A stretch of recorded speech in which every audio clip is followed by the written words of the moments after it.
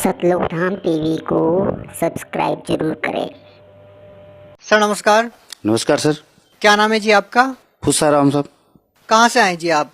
गांव 22 से अनूपगढ़, जिला श्री गंगानगर, राजस्थान। गाँव संत रामपाल जी महाराज जी से नाम दीक्षा कब ली जी? 29 नवंबर 2013 को। संत रामपाल जी महाराज जी से नाम दीक्षा लेने से पहले आप क्या भक्ति साधना करते थे? पहले सर हम ये जो बजरंगबली की, माता जी की, रामदेव जी का और भैरू जी के बकरे वगैरह वहाँ चढ़ाते थे राजा सर में। उसके अलावा जो जांडी वगैरह पूजते हैं वो भी पूजा करते थे।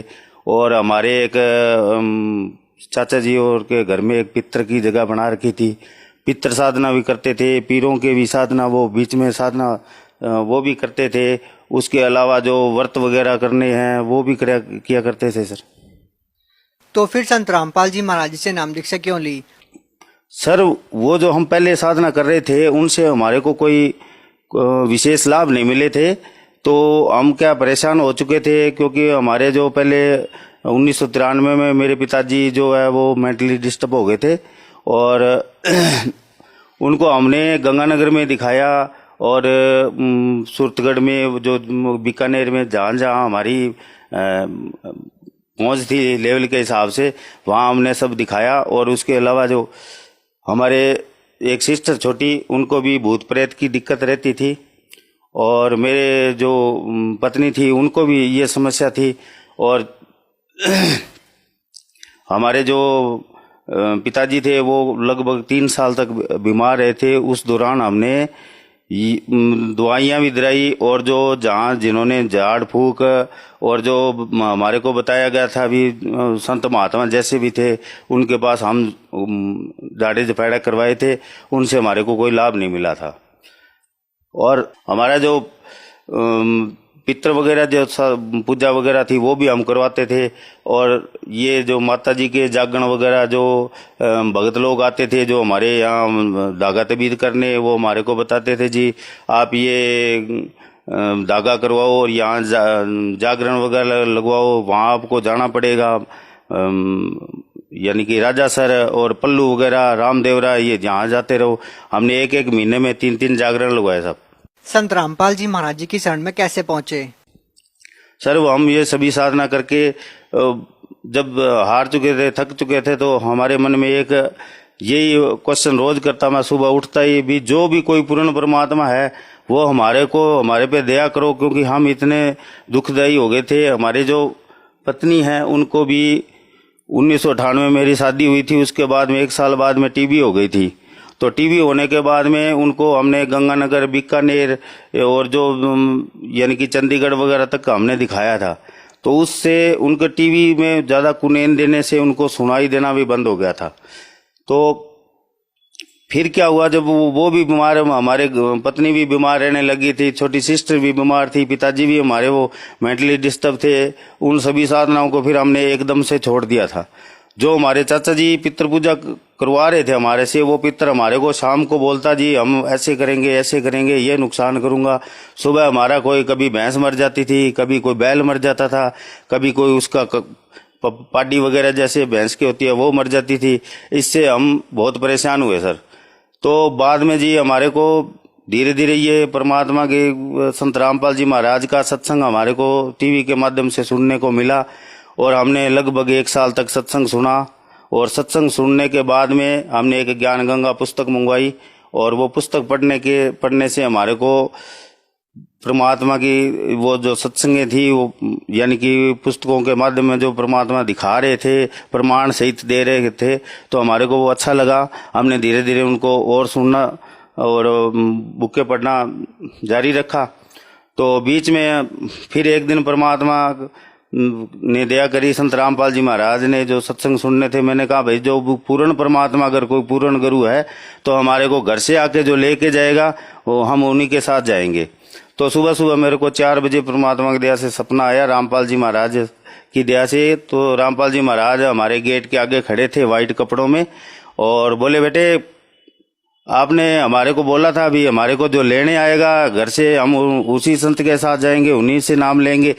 तो हमने कहा हाँ जी, तो चलो बेटे आप बरवाड़ा चलते हैं और आप वहाँ नाम दीक्षा लो। तो मैंने कहा ठीक है, तो मैं महाराज जी के पीछे पीछे थोड़ी दूर गया। उसके बाद में मेरे को सुबह नींद जग गया था। संत रामपाल जी महाराज जी से नाम दीक्षा लेने के बाद आपको क्या लाभ मिले? संत रामपाल जी महाराज से नाम लेने से परमात्मा ने हमारे पर बहुत दया की है, बहुत से लाभ मिले हैं।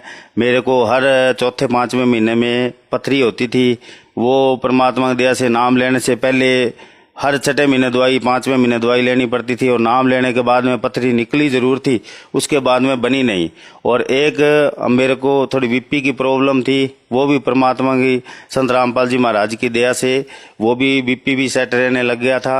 और एक हमारे जो चर्म रोग की प्रॉब्लम थी, शाम को बड़े बड़े यहाँ धप्पड़ से हो जाते थे मुंह पे और सर में, पैरों पे, पेट पे, वो भी परमात्मा की दया से नाम लेने से कोई 15 दिन मैंने बाद में दवाई ली थी, उसके बाद में दवाई लेना बंद कर दिया।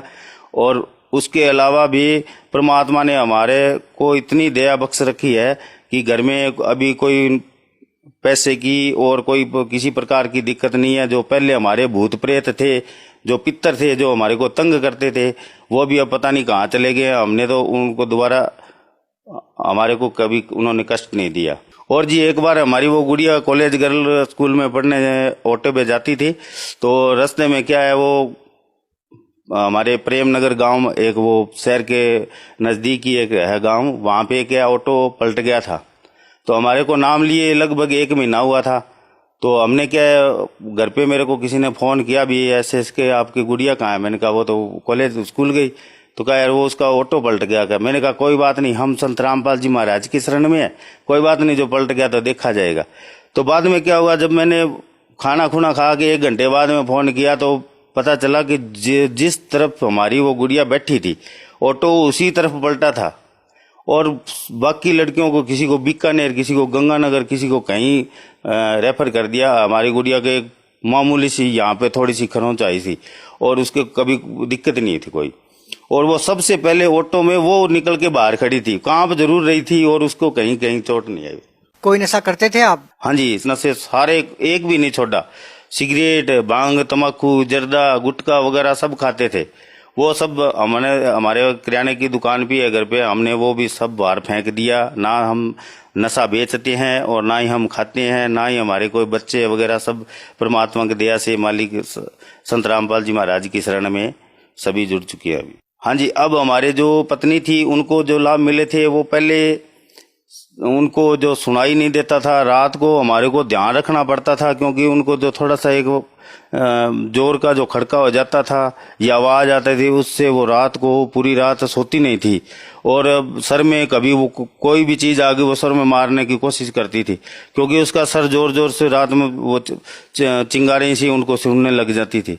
तो वो मालिक की दया से अब उनको वो ऐसी कोई प्रॉब्लम नहीं है, ना ही उनको कोई और बाधा भूत प्रेत की है, ना ही कोई बीमारी की। परमात्मा की दया से हम सभी अब आनंद मंगल हैं जी। भगत समाज को क्या संदेश देना चाहते हैं? भगत समाज को संदेश तो जी हमारे सदगुरु रामपाल जी महाराज का है। हम तो मात्र एक विनती कर सकते हैं, प्रार्थना कर सकते हैं भी, जो भाई बंधु हैं जो दुखी हैं, कम से कम, और तो चलो कोई ज्ञान सुने कम सुनते हैं, जो दुखी हैं वो तो कम से कम परमात्मा के ये सत्संग सुनो। जो भी परमात्मा ने चैनलों पे जो सत्संग वगैरह आ रहे हैं उनके ऊपर सत्संग सुनो, बुकें जो भी, जहाँ भी आपको सेवा करते हैं कोई भगत भाई मिल जाता है तो वहां से बुक लेके और आप बुकें भी पढ़ो और ज्ञान प्राप्त करो, और नाम दीक्षा लेके अभी आपके जो सभी रोगों का जो निवारण है वो संत रामपाल जी महाराज के पास है जी। बहुत बहुत धन्यवाद। सर।